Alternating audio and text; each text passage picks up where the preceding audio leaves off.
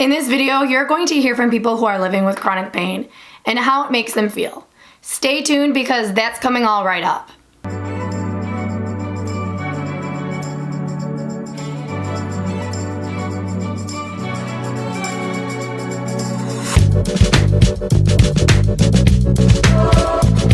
Hey guys, it's Effie. Welcome back to my channel where I share the good, the bad, and the ugly of living with a chronic illness and other lifestyle topics. As always, make sure to check the About section on my YouTube channel where you can see a more detailed list of things you can expect to find on here. So for today's video, in celebration of Pain Awareness Month, we are giving you guys a video where people who are living with chronic pain are going to explain how it makes them feel. This is just an awareness video to bring to light that chronic pain is more than just physical. Because when a lot of people hear the word chronic pain, immediately their thought process goes to how that person is feeling physically. But the emotional and the mental aspect of chronic pain or pain in general, from whether it be a chronic illness, an injury, it really has more far-reaching effects than is talked about. Mental and emotional health is usually put on the back burner a lot in various respects, but when it comes to chronic pain, it's rarely talked about. When you go to the doctor, you never really hear the doctor say, well, how is it making you feel emotionally and mentally? That is not typically the first question they ask you. They usually give you a chart to circle your pain levels on a scale of 0 to 10, or ask you how your pain has been doing throughout the days and the weeks and the months since they have seen you. But rarely do they ever go into depth about discussing if it is making you lonely, if it's making you sad, depressed. While that could be an aspect that is discussed, that usually doesn't come up right away. So in collaboration with another amazing fellow rheumatoid arthritis warrior, we are bringing you this video to raise awareness on what chronic pain actually entails. It impacts someone on a physical level, emotional, mental, financial, spiritual, social, you name it. It really does impact all areas of your life. And so with this video, we hope that you guys who are watching feel less alone in your own journeys with chronic pain, and anyone else who is interested in learning more about chronic pain, I hope that this is informative and educational in some way.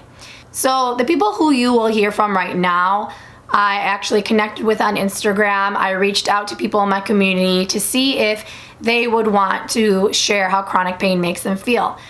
All right, guys, not to keep you guys hanging anymore, let's get straight to the video. Chronic pain has made me feel really alone. During some really difficult times on my journey, I wasn't really sure if there were brighter days ahead. But I found that there is, and there's also a whole community out there of people going through the same things I have experienced. Hi, I'm Ashley Nicole, owner and founder of RA Warrior Fitness. Chronic pain makes me feel frustrated. Being a certified personal trainer and having chronic pain and rheumatoid arthritis is very frustrating. It's frustrating when there are things that I see other trainers doing that I'm not able to do. It's frustrating when I want to show my clients how to do a push-up, but because of the severe joint damage in my hands and my wrists, I'm not able to do so. I've had rheumatoid arthritis for 15 years, was officially diagnosed 10 years ago, and I almost let that stop me from my passion of helping others to be active in their lifestyles. So I've instead used it as a vehicle to show people that, hey, you can modify and you can still improve your quality of life. If you get tired or frustrated, you can rest, but you cannot quit, because we are RA Warriors. Thank you. Living with a chronic illness isn't always about the physical pain, but also the mental pain. And getting outside helps me overcome that. Living with chronic pain, I might not win the war, but I'll get up every day and fight the battle. That's for sure. Hi, my name is Heather Shariki, and I remember a time when my arthritis was really bad and I would not be able to sleep in the middle of the night. I would just have intense pain that was just all consuming. And my husband was lying in bed next to me, and just the fact of having someone right there next to me, present but not able to like lift the pain, not able to share the burden, it kind of intensified the isolation. And I know also in my family, we kind of have a culture of buck up and don't complain. And I made the decision not to complain. When I've asked my family over the years, do you remember things that happened or the pain that I was going through? And kind of the universal answer is, no, I don't remember anything, you never complained. And I think that it's this fine line of not over complaining, but being transparent and vocalizing what you need from your family so that you can get the love and the support that you need, because I think the people around us want to help, but they don't necessarily know how, and they take the lead from you. And I think I messed up in not sharing as much as I could have. And also another thing that chronic pain makes me feel is fatigued. Just a daily checklist of wellness things to do to make sure that you're feeling as best as you can be is overwhelming. And at some points I just want to give up. And I'd say lastly, chronic pain has made me cranky. I don't have as much patience as I want to have, or that I do have when I'm in periods of feeling good, and I have tons of patience, but that chronic pain and not knowing when it's going to end and not having hope that it's going to end can just make me really impatient. So that's a few things that having chronic pain have made me feel. My chronic pain makes me feel motivated because I know it's a lot harder for me to get things done. So when I do achieve something, it feels 10 times better. My chronic pain is not only alienating, but it brings on a very strange sense of guilt for me, because in my mind, in my body, and my soul, I am so willing to embrace life. However, my body sometimes holds me back from doing so. Hi, I'm Kristen, and I live with chronic pain due to rheumatoid arthritis and Sjogren's.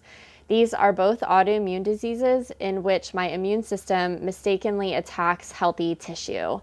The chronic pain that I experience is widespread throughout my body, and I experience chronic pain on almost a daily basis.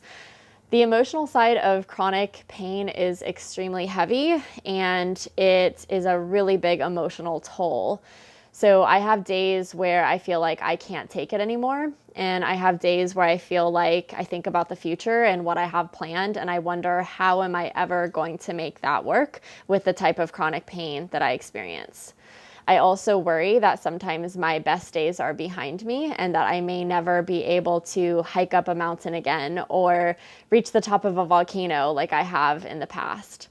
So the emotional side of living with chronic pain is extremely heavy, and I just wish that people knew that chronic pain is something really difficult to deal with, and we make it look really easy because this is our life and we've had to learn how to live with it. So we do the best that we can to stay positive and stay hopeful and stay optimistic, but that doesn't mean that we're not in pain. Thank you. Chronic pain makes me feel depressed and lonely. Lonely because I feel like nobody's going to want to hear about my pain again. Depressed because I feel like, why me? Why do I have to deal with this pain every day? Why do I have to deal with this disease? Why me?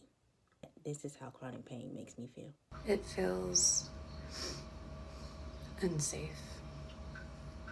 Chronic pain makes me feel lonely and upset and just really alone, even if I'm with other people. Alright guys, I hope you guys enjoyed this video. Please don't forget to give it a thumbs up, share, subscribe if you haven't. Don't forget to also turn on the bell button notification so when I post a video you will be notified. Otherwise, it will just get lost in the shuffle in this whole big YouTube ocean that we are in. And before we go, I'm going to announce the second Spoonie Star Support of the Week. If you watched my previous video where I discussed the most outrageous and rudest things medical doctors told me, you would have known at the end if you got there, because it was a very long video, 25 minutes, but there was a lot to be said. So at the end of that video, I announced that I was going to give 2 Spoonie Star Support of the Week shoutouts, because why not? I'm posting 2 videos back to back, and I want to feature as many people on my videos as possible. So here is the second Spoonie Star supporter of the week. Thank you so much for following me on Instagram and showing your love and support. Lastly, if anyone else wants a shout out or to be featured, all you need to do is stay active on my Instagram and YouTube. All right, guys, until next time, bye.